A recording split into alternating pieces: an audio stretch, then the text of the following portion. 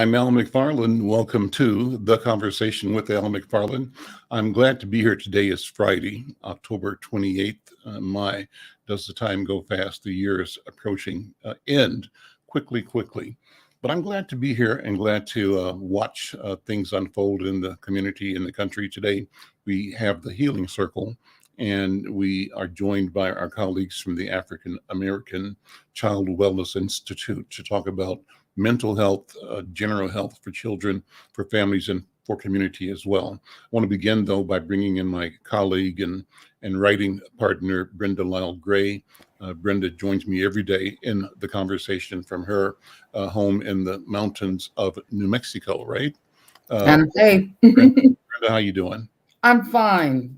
Just missed fall, that's all. You missed fall right into winter already, right? No leaves, no nothing. I mean, it's just like we just went from summer to winter. Mm-hmm. Yep, but Mm-hmm. it's, things you don't have control over. There we go. Yeah. Well, let's bring in Dr. B. She's here too. Dr. B, good afternoon. My Uh, hero. And you're mine. how you doing? I'm doing all right. How are you, brother? I'm doing good. Baba. Let me just let me just Bye-bye. let me just ask you to open our session today with the protocol. Okay. Are you ready to start? Yes. Okay. Well, as you know, this is the Healing Circle, and it's a special time for us every week to bring our gifts, our talents, our hopes, our dreams, our successes and disappointments to community. And in this circle, we understand as an African people that all of us are equal value, no matter how old or young or what you've learned or how you've learned it. We sit in circle. And the value of the circle is that everyone in it has access to the center, which is the space of power. So we do this circle in honor of our African heritage that gives us all equal access to voice. And then in that circle, we humbly acknowledge all those around us by this gift of consubstantiation. That means that all living things are connected, that we're connected to each other. The earth, the tree, the sky, everything that lives is connected to us. Therefore, that brotherhood, that sisterhood, that place in humanity is where we all sit when we sit in circle. And we honor our elders in circle and give them voice, ask for permission to speak so that as they introduce that speech, we recognize that we stand on their shoulders. And as we stand on those shoulders, we recognize that we not only acknowledge our elders, but our ancestors. And we honor them, our elders, because they're closest to our ancestors. And we honor our ancestors because they're closest to our Creator. And in the circle, because we are orderly people, we always remember to share voice, share power, and we use a virtual talking stick. And in that circle, it goes from one person to the next. And as it goes, so goes the respect, the space, the voice that the person who holds the stick has. And you may ask for it if you need it or want to. But as we pass that virtual talking stick, although we're not physically in a circle, it means that we're transferring voice. And for that, I'm grateful. And for that, I'm grateful for sharing power. And I give the talking stick back to Baba Al McFarlane and pass it on to him. Thank you, Dr. B. Let me bring Dr. Oliver Williams in. Brother Dr. Oliver Williams, so good to see you all the time. I'm going to jump right in and pass the talking stick to you. Good afternoon, brother. Oh, you're not okay. He's fixing his technology there. Well, as soon as you're ready to hear and we have your voice, Can you hear me? Yeah, sure. No, we hear you. I can't hear you. You don't hear us. Okay, so you got to work on your audio in some way. Maybe Bosch can send him a link or a note in the chat with some directions or solutions. Let me then pass the talking stick to Brenda Lyle-Gray. Brenda. That's not fair. I have no thoughts. That's impossible. I was waiting for a master class to begin here with him. Oh, I just think we have an important week ahead of us. And I hope that we can mobilize like Stacey Abrams did last year and to turn the complexion of the voting. But, it's sad what's happening. And I heard Youssef yesterday just run down his figures, like most of the people that are up for election or whatever, these are election deniers. The Republicans, the Republicans that are. Yeah, so I don't know. I just think we need a prayer train and we need to say that our children are important and their future is important and that we really need, as you said, Al, a rally cry. So I hope it happens. And especially, I don't know, when we heard the state auditor, I can't think of her name. I wrote an article on her. Julie but she made me see how powerful Governor Walz's executive team was. And I'm an outsider. And it seems like everyone on that team had such a special passion, with the lieutenant governor and with the secretary of state, and especially with the attorney general, who literally saved the city in a way with his team. Because if the decision had been different, I don't know what the outcome would be. And it probably wouldn't be good because there was so much anger and so much hurt. And you're talking about the George Floyd case, right? The attorney general's handling of and delivering a guilty verdict. And that's what he's being ostracized for. That he prosecuted and won against a police officer. To me, it's like it's ingrained. So I just pray that it turns, because it's ugly down here. They're bringing stuff from underneath the rug, accusing Michelle Lujan Grisham of something that happened 10 years ago and under a Republican governor. She had nothing to do with it. She wasn't even around. So they're blasting this all on the TV. Not good. Not good. But anyway, can we hear you, Dr. Williams? Yeah, I can hear now. Good. Life is good. So I'm going to pass the talking stick to you, if that's okay, Al. Yes. And good seeing you. Good to see you too. Yeah, I went to see Till last night. I just talked about that yesterday. Oh man. Yeah. And so they did. It's really well done. And well, Whoopi and Denzel, and I forgot who else are executive producers on it. Wow. Yeah. Well, they did a good job. I mean, everything was it was wonderful. I mean, not wonderful, but given the subject, it was a quality film. Let me say. How many whites were in the audience? I'm just curious. I went. There was like 6 people in the audience. We went to the last showing last night. Oh, okay. So, well, I'm going to go Sunday. I'm going to see how many, and I doubt it. Well, I don't know.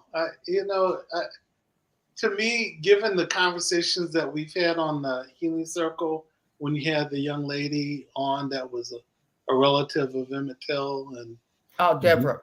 Yeah, and to see how the family handled it, and then the different other elements that were in the film that you felt as a consequence of what the family had to go through, what Amy had to go through, the mother had to go through. It was very powerful, And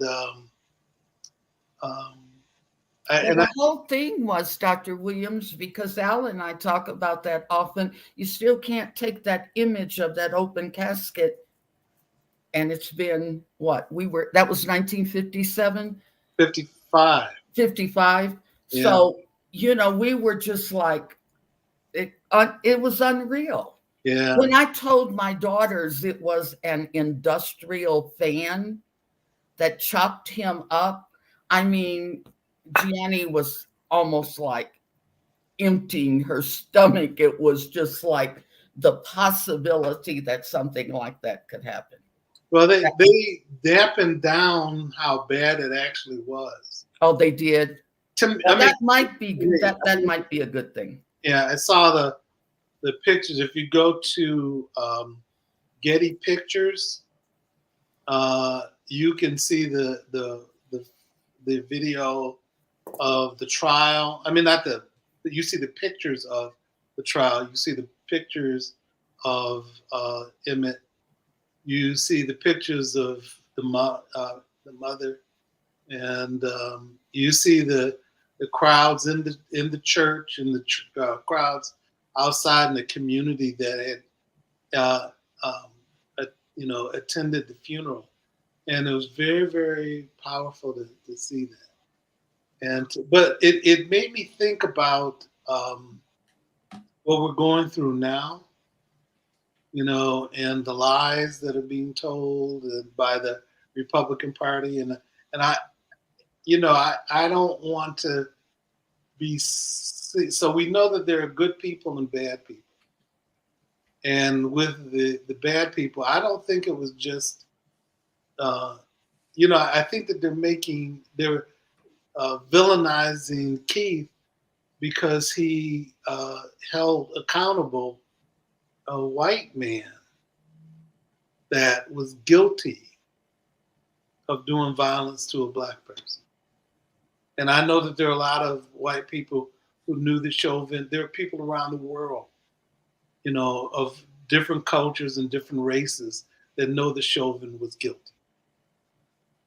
And but the people that are enraged by it, I think it's specifically the MAGA group, but I think it's all those gradations in addition to the MAGA group too, that are holding him responsible. And I guess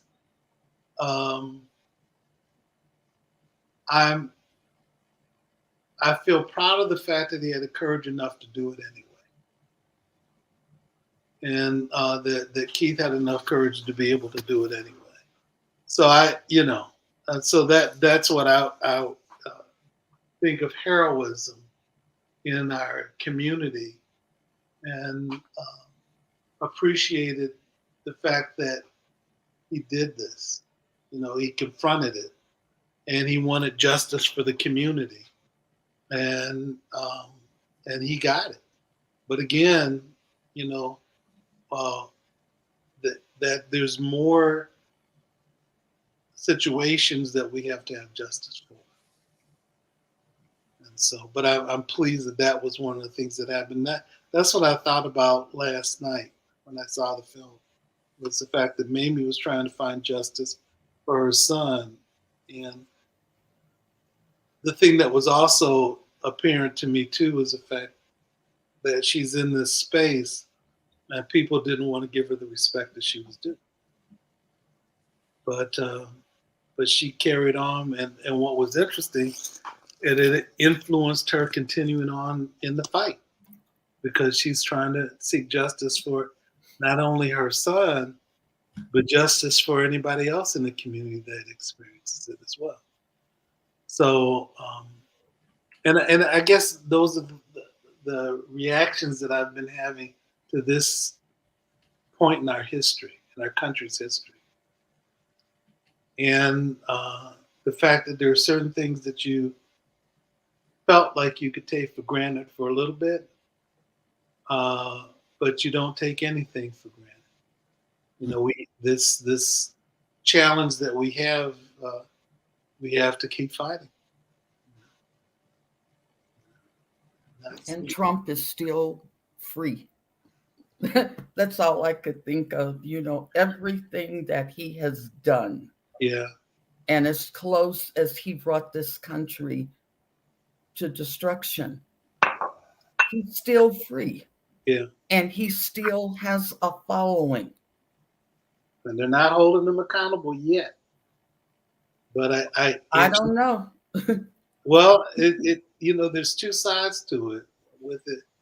And I guess one of the things that I think of is that, even though they think the time is going to run out with regard to the congressional influence,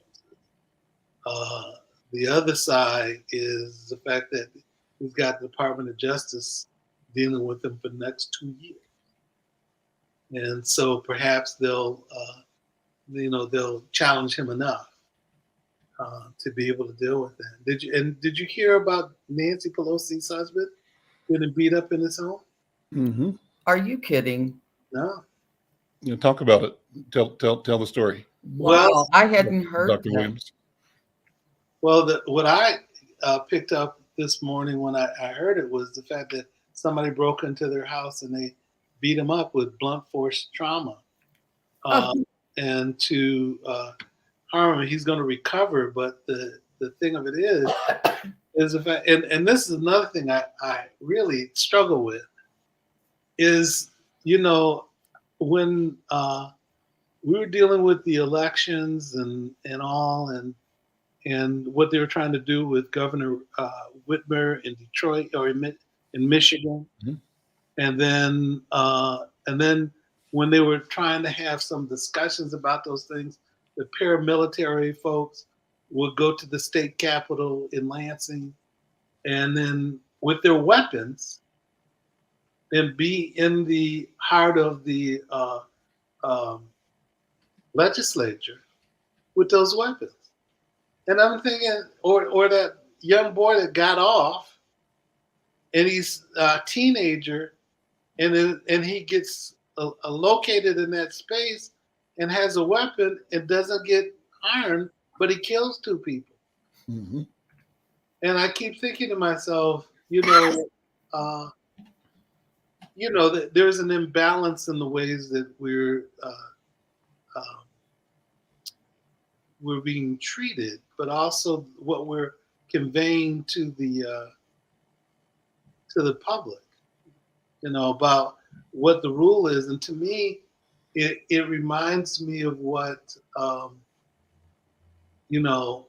Wild West was. And when you talked about racism in the United States, what we've done historically in terms of bullying people, and that's one of the things, Trump is not doing it because he's especially smart. That's clearly not the case. But to threaten people, and even in the January 6th situation, you're going to threaten the country. If you don't get your way, you're going to be violent towards them. I work with men who battered. You're trying to teach people to behave differently than that. But that's what he promotes. If I don't get my way, violence is going to happen, and you're going to be sorry. And that's ridiculous. Liz Cheney had a real good response, though, Dr. Williams. What did she say? She told him and news reporters she was not effing through with him. Yeah. Well, I'm glad she said. And I said, bravo. I Yes. didn't go along with her father, but Right. I have to give her props Me for too. standing up. And a woman, Dr. B. That's right. That's right. And in fact, I was going to jump in because one of the things I think we have to step back a little bit and see this election as what it is. It is a fight, not just for the soul of America. It is truly a fight about what is right and what's wrong. That's right. And people tend not to realize that our children are watching. We are modeling because of social learning theory. They see us doing what we're doing. They're going to do what we do. Right. And so our Black community, especially and other BIPOC communities, what do you want your kid to see? When you see somebody who is literally an enemy against the state, treacherous, treasonous, walking around as if nothing ever happened. Mm-hmm. What do we as parents of children of color want to model and teach? Are we going to be actively showing our protest by voting? Are we going to take Miss Wilson down the street to vote because we know she old and she doesn't drive, she can't see well, but she wants to vote? Are we going to go outside of our comfort zone, even in the midst of people who don't believe like we believe, to say this is unfair, this is wrong? That's right. So I think it's a challenge for us as people of color, and especially African Americans, because we are the ones who have really borne the brunt of the hate and shame of this country. That's right. People are thinking that America, white America, would be ashamed. And what happens? I always say the acronym for shame. The S stands for secret. H is have. You know, I'm ashamed because I'm secretly having all my emotions. Mm-hmm. So they're holding these real emotions internally and not showing them externally. They showed it with Emmett Till. They showed it when they dragged the brother down in Texas. Mm-hmm. You know, they show it when they had that knee on George Floyd, but they don't understand that we see that knee in many ways every day of our lives. Mm-hmm. So one of the things I'd ask is I wanted to bring it to this issue around facts, because the truth is that America has a racism problem. Let me just share a couple of slides. I hope they will show up. Mm-hmm. So one of the slides I'm going to share screen. Yeah. Let me get the screen. Mm-hmm. One of the slides I want to share is a slide of the hate crimes in America. You won't believe it, but here it is. Hate crimes. Let me grab it. Let me see if I can. It's the entire screen or whatever that means. Let me see. Here we go. And let me make it the entire screen. Okay. Can you see anything? Am I showing anything? Not yet. You're not showing it yet. You have to hit share once you turn it. Once you do it, you hit share again. Mm-hmm. Okay. Choose what I want. Okay, I see what I'm supposed to do. Yeah. Okay, now we see. So now I'm going to share the video. I mean, this slide. It's incredible what you will see when you see this here. It's a mess. So when we look, okay, it's not showing. Too bad. Do this. Go ahead and send it over to Vash. Okay, I will. Yeah. No, there it is. There it is. Oh, you saw it? I did for a second. Before I killed it off? Yep. I did do that. So anyway, I'll try to do that one more time. Yeah, I'll try it to again. share. Yeah. Take your time. Okay, so I'm going to share screen. Mm-hmm. Maybe it takes a minute or so to. Yeah. Then I'm going to select the screen that I want to show. Mm-hmm. The technology is amazing. How we can connect and bring different things. I have something queued up on mine too. Depending on the time goes, I might do a 3-minute part of a Marcus Garvey speech. Oh, well, you know what? You may have to get to that because I'm having trouble connecting it to the screen. Well, I can see it, but I can't connect it. Send it over to Vash. Can you email it to him? Mm-hmm. Or I don't know if you can drag it into the chat. Vash, what's the best way to do that?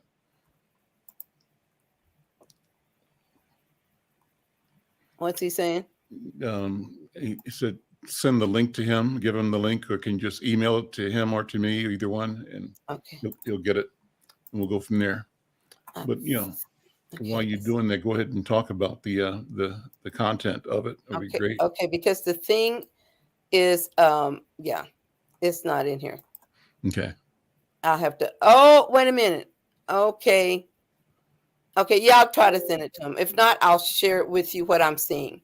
Mhm. The slide that I have two of them. One of them is about looking at hate in America. And what this slide shows is really graphically necessary to see, but it shows that in America, the largest percentage of the hate crimes are on race, ethnicity, and ancestry.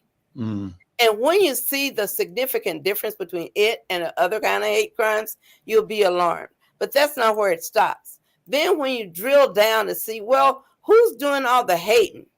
You get to look at this slide, you are going to see that the majority of hate crimes in America are disproportionately anti-Black. Mm-hmm. So when we look at that, that ought to give us a little bit of something to think about when we go to vote.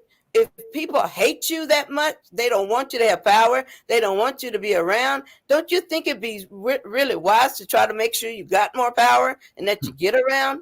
So my whole plea for today, the healing circle, the healing process of voting itself should be a healing process for us as Black people. We can overcome things like teal when we have voice and vote, and we use it to change the world around us. We have to be courageous. So, Brother Al, I'll pass the talking stick to you and Okay, try great. to see if I can put the slide in the chat to Yeah, bring put it back. in the chat or either email it directly over to Vash. And I want to Okay. go back to Dr. Williams again. And Dr. Williams, I'm so glad that you watched the film Till last night.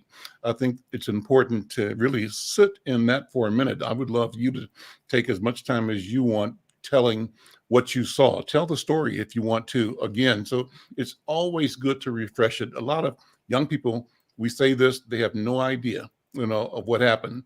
And even though it's now being presented, in on the big screen, it's still new information for a lot of people. And I think what we have to always do is develop the practice of continuing to tell the story and to tell how we navigated through that and where we stand today, contextualizing it, so that we don't leave with the idea that they want us to leave with, and that is the idea that we are simply victims and that's it, and that they won by killing us and that's it.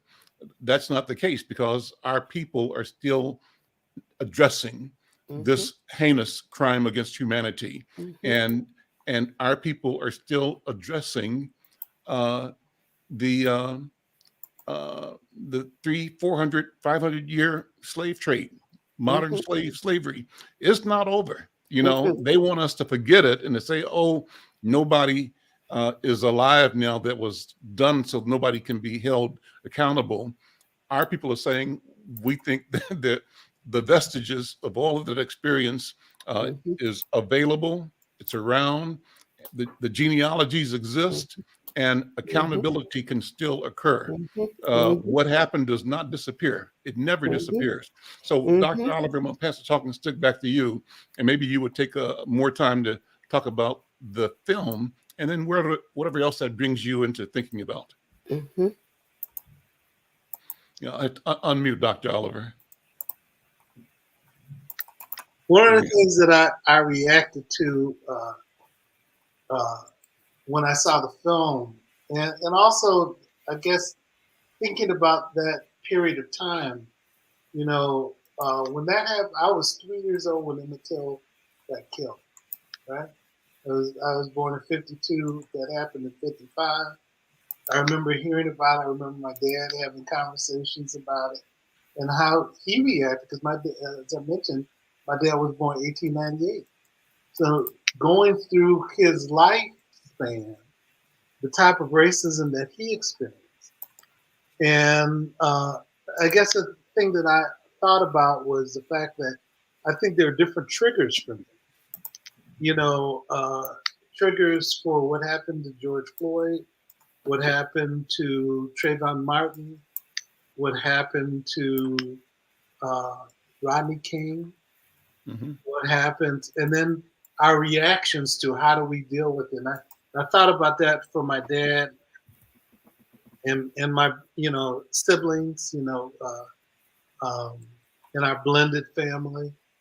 And I guess the thing I also thought about too was, I remember the civil rights movement, when the little girls got killed in Alabama. Mm-hmm. And I keep thinking, there's got to be a way for us to be able to deal with it. And for people who make the comment, all lives matter. Yeah, but when other lives get destroyed, you spend time reacting to it and being outraged by it. But I think those experiences are differently triggering for me too, and for us as a group. Mm-hmm. And for, so I guess I think about that, and then, how do we find ways to respond and to heal and deal with the challenges of isms, and also what we do to ourselves. So I realize, and I have to look at young man, the rapper, what's his name? Kanye West. And the comments that he makes, and some of it is out of his mental health, challenges. And I think some of it's also out of ignorance. And that slavery was a choice, or that he makes comments about, being supportive of Donald Trump, which makes no sense at all. And I think the same thing with Herschel Walker. I think he's got some of his foolishness comes out of mental health challenges as well. And Tim Scott. And I have no clue Tim Scott and why he involves himself in it. But there's something that we've got to do to be able to deal with that, talk about it, and not deal with it in silence. Mm-hmm. There's something about managing our outrage associated with it. But there's something that we've got to do to be able to study and heal ourselves. And I guess a reaction that I have had too is, why does this, how does this keep happening to us? And there's some way to support and protect one another, as those things happen. And what happened back then was the fact that, you had, the Tell family had to negotiate this. And maybe negotiate it in ways that we didn't think about at the time. And I think that's one of the things that I came away with, was the fact that she was carrying so much, and the family was carrying so much, that we had access to, but we didn't have access to. Mm-hmm. And, but, I also think about, how we need to rehab those conversations. Al, you were having the discussion about what we need to be able to continue to say to young people associated with these things. I was thinking that too. How do we build ourselves and support ourselves as a community, to give attention to this? And I remember how we were linked, during the civil rights movement, how, even though I was a young man, back during periods of that time, how there are certain things you didn't question, but there was an association and a connection that we had with one another. And I remember, going to places and you see somebody across the yard, like in the school, and, you give or you'd wave at somebody, you acknowledge them. And I had a friend, I have a Jewish friend that's one of my best friends. And so we've been knowing each other since we were 19. Mm-hmm. And he came to visit me when I was in West Virginia. And the world had changed to some extent. And he said, Oliver, I was in the elevator and somebody said hello to me, how you doing? And I said, what do they want from me? So, because the world had changed so much. And sometimes it feels that way in the Twin Cities, we don't acknowledge each other. We don't make connections with each other. Or we don't see each other as a part of each other. Yeah. And we have to rebuild that somehow. And I think also, Brother Oliver, Mm-hmm. we choose not to acknowledge each other for some reasons that aren't always the healthiest. Yeah. I was in a space yesterday talking about policy and how mental health policy is so impacted by a white Eurocentric model. Right. And when people go to talk about what's good for our kids, good for our families, they're not talking about what's good for us as Black people. Right. They're usually talking about what's good for white folks. Right. And so in that room, I said, sometimes I feel like I'm too Black for Minnesota. Right. Because when I'm here and I try to say to people, when you make policies, you need to think about empowering. If we're talking about equity, Right. we're talking about empowering people who have been robbed of power. That's right. And not doing it the same old. And I say, so I get concerned because some of the legislation that's coming out that people are going to be proposing is they wanted to give white people money to consult with Black providers about their treatment of Black kids. Right. And so it hit me in a wrong place. Right. Because I said, so. I really struggle with it, Right. trying to determine that it's not enough of us who are trained mental health providers to cover all the need of the kids we've got. Right. And yet at the same time, I was struggling saying, well, maybe, I should just accept it as, getting kids help for our kids by any means necessary. But to me, the first step shouldn't be that. It should be, Right. how can I empower the Black community to heal itself? That's right. And I agree with that 1,000%. And when I said it though, Brother Oliver, there are very distinguished Black folks in the room that I know who run mental health facilities, just like not a single word. Crickets. Not a single word. Not one person said, I agree, sister. But one of my Indian brothers stood up and said, I agree. Right. Right. You know what that reminds me of, Dr. B, is Dr. Peter Hayden. He's been there. And he tried to explain to the powers that be for years. Right. Let me tell you, I've been there. Right. I know how to treat our people when the situation is that bad. He could never get resources. I understand because of fentanyl, and again, I'm on the outside, but he's getting some. But look how long Dr. Hayden's been in this business. Right. Right. And, he just couldn't understand. Why are you sending them to white centers? We're sitting right here in our own neighborhoods. I'm wondering if they're going to pay the white consultants out of your $9 billion surplus. Yeah, that's I'm right. sorry. And here it is. They get paid for consulting with us. They get paid for just calling us. Right. Mm-hmm. And we get paid when they call us, but they get paid for calling us. And that's what they don't see, that's messed up somehow. Well, to me, so I believe in the concept of intersectionality, but I also believe in the concept of cultural specificity.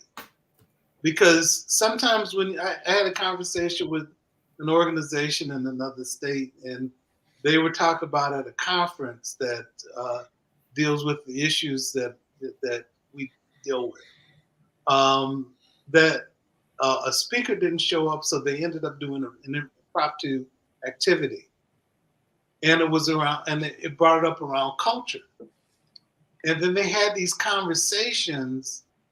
And they brought people from different cultures together to talk about the issues that they deal with.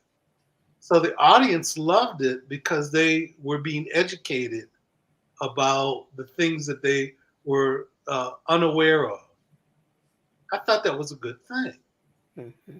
But the question that I have is, how do they learn how to apply these ideas to their work? And I think oftentimes people get credit. Let me rephrase it. Hmm. I think that white people get credit for being good listeners. Hmm. But being a good listener is not enough to be a good practitioner. That's right. Teach. And so, one has to spend, and so, the easy way is not to spend time in your the community, to be connected with the population that you're trying to serve. The easy way is sitting back and saying that you have the openness to listen. Therefore, that's a proxy. The problem that I have, you really don't have enough knowledge to be able to know what issues to acknowledge and what issues to confront. Yeah. There's I'm going to be crude, so allow me to do this. Mm-hmm. There is, I did a training in Alabama. It was a white police officer. And it commented, and it was talking about diversity. We were talking about some specific things and stuff. He asked the question, he says, why do all you black men grab your crotch and beat on your grandma? And so I said, I don't think we do that. And so he says, well, yeah, my experience, you do that. I said, where'd you get your information from? It was a young man that he locked up. And the young man said, it's the culture, man. So, I've heard young people who haven't been as engaged or had a negative experience within the culture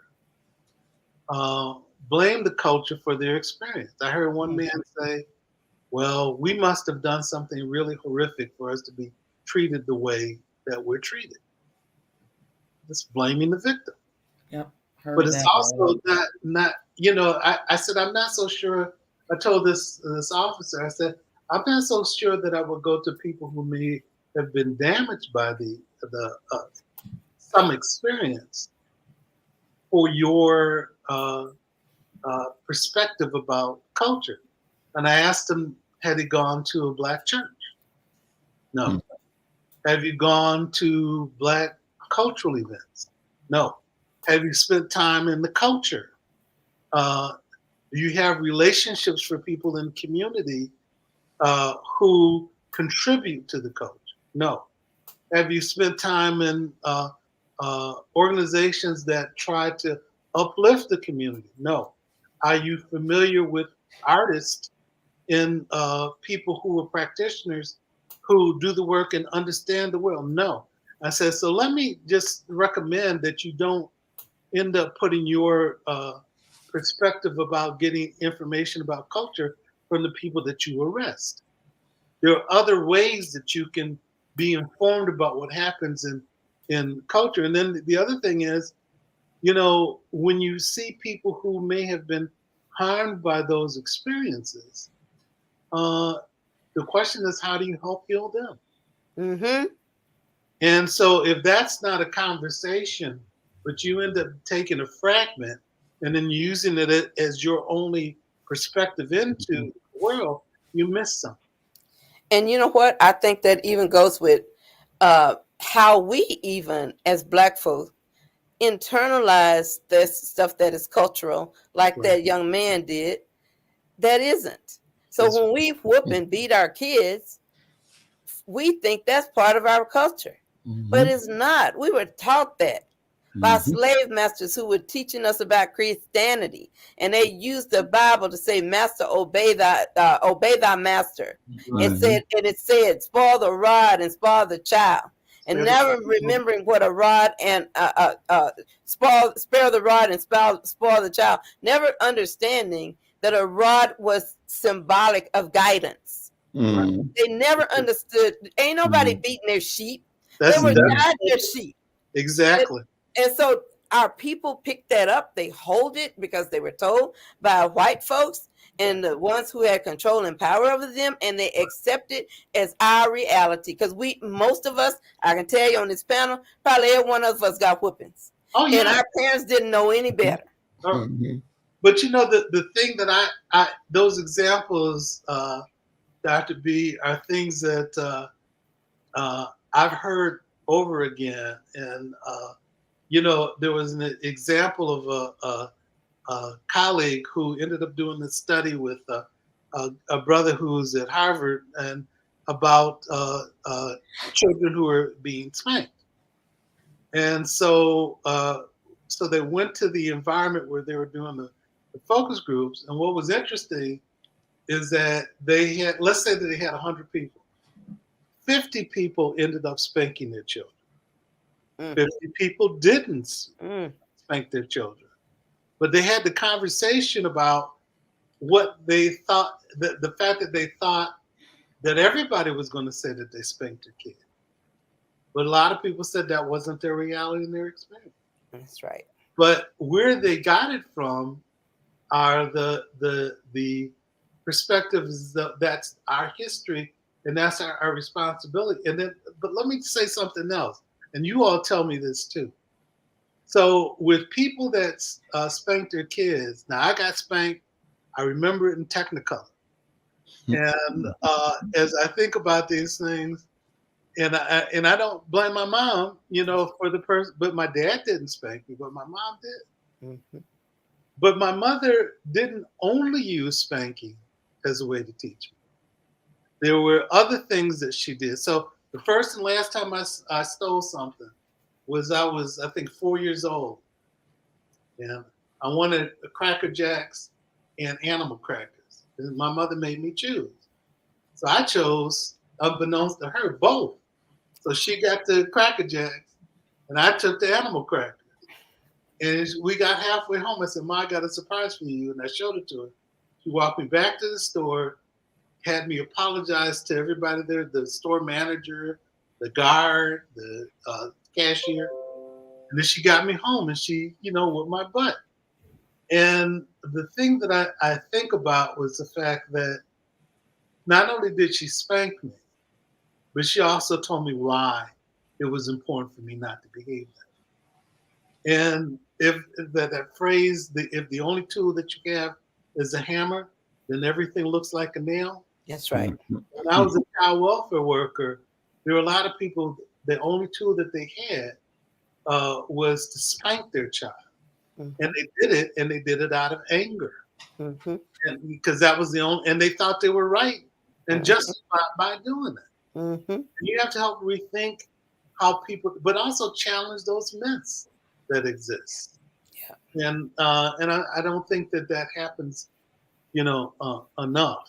And Dr. Williams, when I was writing the article on Elizabeth Peterson, and that was one of the things that she said, you were a gift because you were culturally specific about your mission.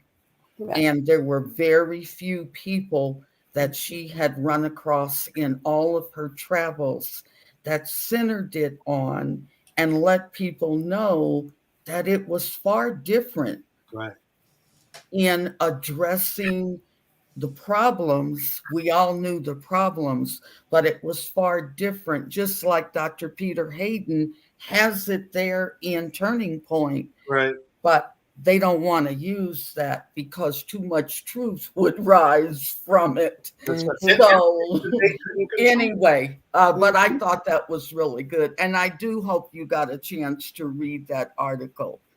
I will be looking for it.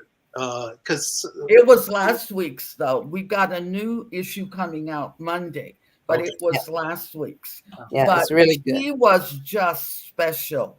It was awesome. She really was. She, and I was very proud of Al, you know, centering in on that article because it just flowed from the heart. She was so powerful, Dr. Williams. And everything she said, just made so much sense. Could That's you right. send the link to that to me, Al, if you don't mind? I'll put it in the chat right now for you. You can Yeah. take And Yeah. Yeah. the other, you know, her father passed away. Mm. And so, Was he in Cape Town? yeah, he's Okay. in Cape Town, and she was with him when he passed away. He passed on Sunday. Hmm.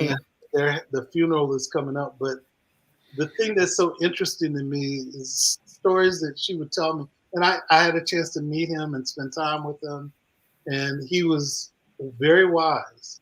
But one of the things that she talks about, she's got a project called Men Affirming Dignity. And she Mm. Oh, that's pretty. Well, I love that. I love that. Yeah. We need that program here. I'm serious. Well, I agree. And Mhm. the thing is that she used it to be able to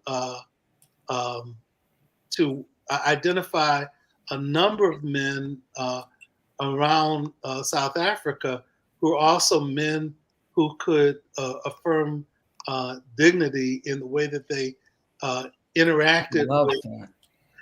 And the thing about Mr. Horn was the fact that he, and what she says about him, he didn't use violence in South Africa, but not only in the community, but also in his home.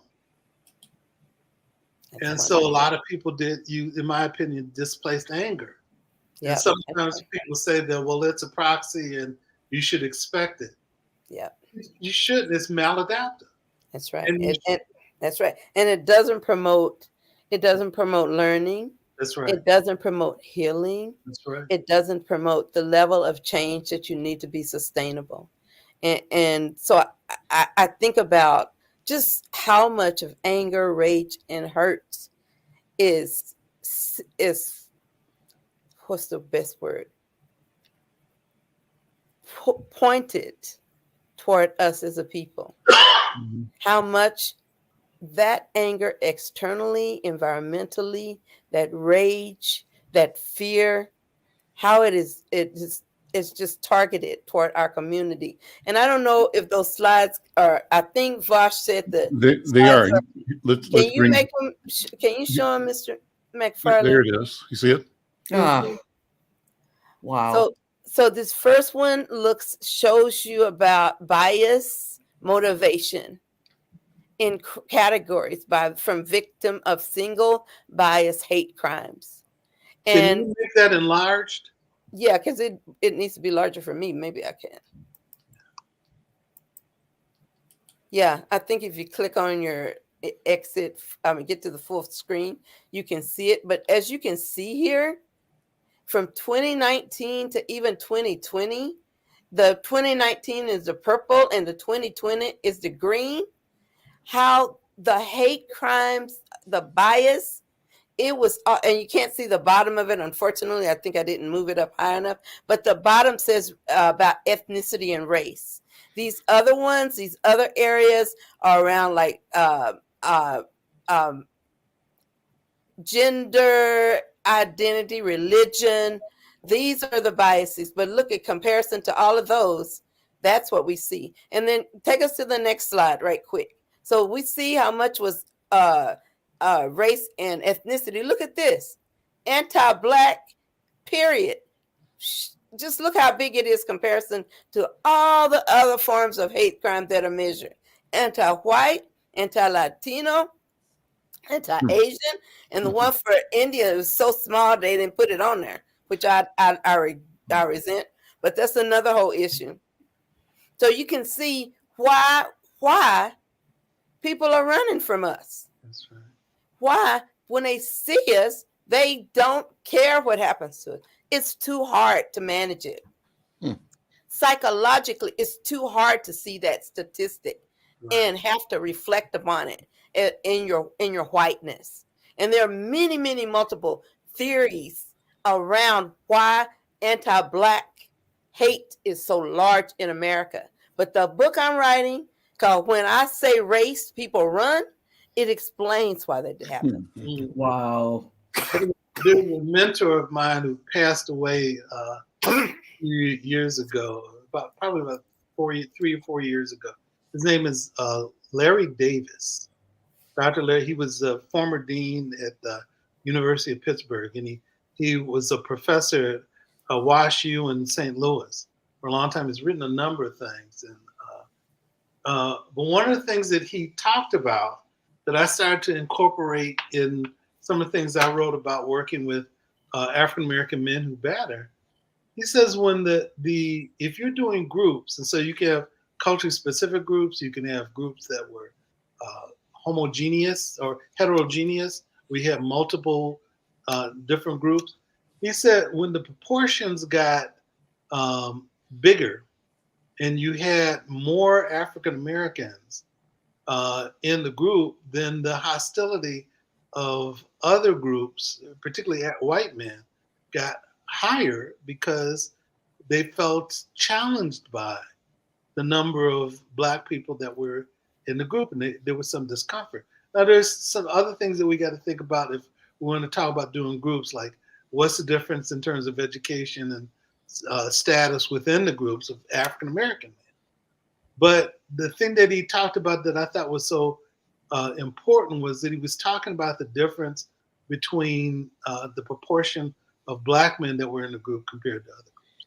And those are things that one needs to think about when you're doing groups and how people react to it and dealing with themes that have some significance to the community, and also what things you say are irrelevant or things that you acknowledge or things that you don't acknowledge.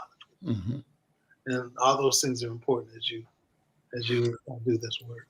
So giving the Go talking ahead. stick back to Brother Al. Bye-bye, Al. You got the talk. Thank you, Dr. B. Those ideas and points were made by your colleague, our friend, Dr. Peterson, when she was here, but also in the article that Brenda penned, sort of reflecting her presentation with us last week. And I just want to refer back to one of the pages. I've got it up here on my second screen. She talked about after graduating as a social worker in '93, the first job Peterson embarked upon was in a shelter for abused women and children in South Africa. And it says most of the women who came with their children were Black. It was clear to her then that their children had probably never experienced a Black man that had not been violent and abusive, she said. So I thought about that.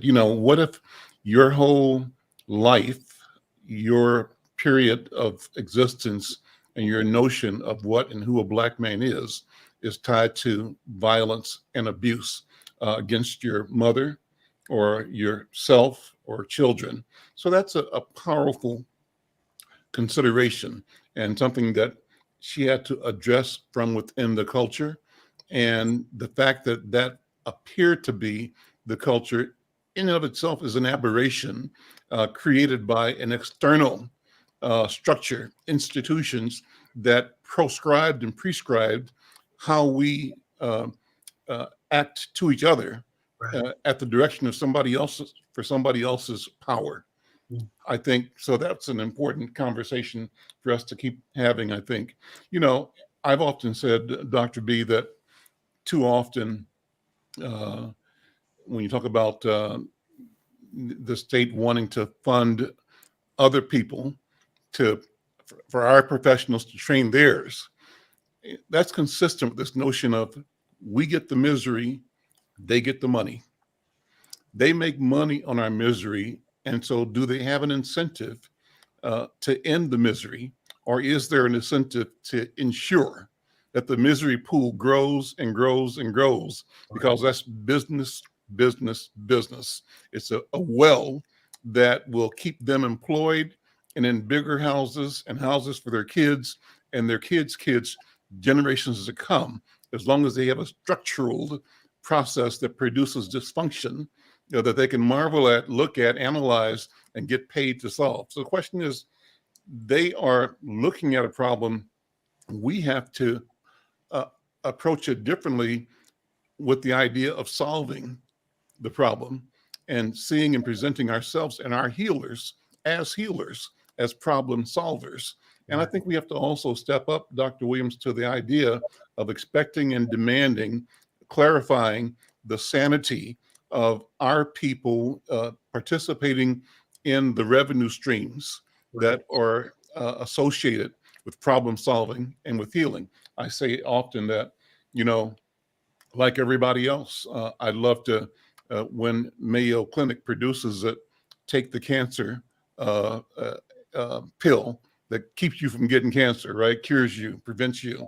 Right. I'd love to, but in the meantime, from what, 40, 50 years ago to now, the investment in the pursuit of that pill has been mega billions. Right. That's right. Mega billions, a whole city built, cities built around the country, different campuses that Mayo has, thousands of people hired, thousands of jobs, thousands of contractors building buildings, thousands of people teaching the people that do the work, right? Thousands of patients coming in to be studied, right? Thousands of other problems being addressed on the way to solving the big problem, the Holy Grail. Let's cure cancer. And so they've turned the health problem into a health business, a revenue process. I think we have to look at our health the same way. And I go back to my grandma, you know, boy, mind your business. Mind your business. And I say what that means to me is my health must be my business. Mhm. Our health must be our business. Mhm. And I mean that in terms of paying attention, but also mean it in terms of understanding the structure and revenue, the business of being healthy, the business of healing. And I think we have to have that kind of conversation all the time where we look at what and how revenue incentivizes others who study us and marvel at our problem, and how differently we have the obligation and the duty to engage the problem differently because we're engaging it from the aspect of how we heal and what resources we bring to the healing equation, and we heal by growing our people involved in it as agents in the healing process. That's What right. if we had 1,000 people that were trained therapists by you, Dr. Williams, and you, Dr. B, living in North Minneapolis, that every block had 2 therapists on it, whose job, getting paid, was making sure that the other 9 houses on the block, everybody's okay. Right. Need to talk to somebody, I got an hour for you, got an hour for you, an hour for you, and I'm getting paid doing that. And you are learning how to mobilize your life, organize your community, and be an effective human being. Because I have the training, I have the tools, and my motive, my interest is in ensuring that you continue to move towards your goal of being the very best human being that you were born to be, made to be, achieving that goal. Focus on that goal. I can help you focus on that. Anyway, I think that's about equity. That's about owning our health, and determining then that we have a right to lay claim on public resources. We put money into the system from our labor, our taxes, and we can demand the money back to hire our people to heal our people. That's what I think. A But 5-minute I go on and master on. class.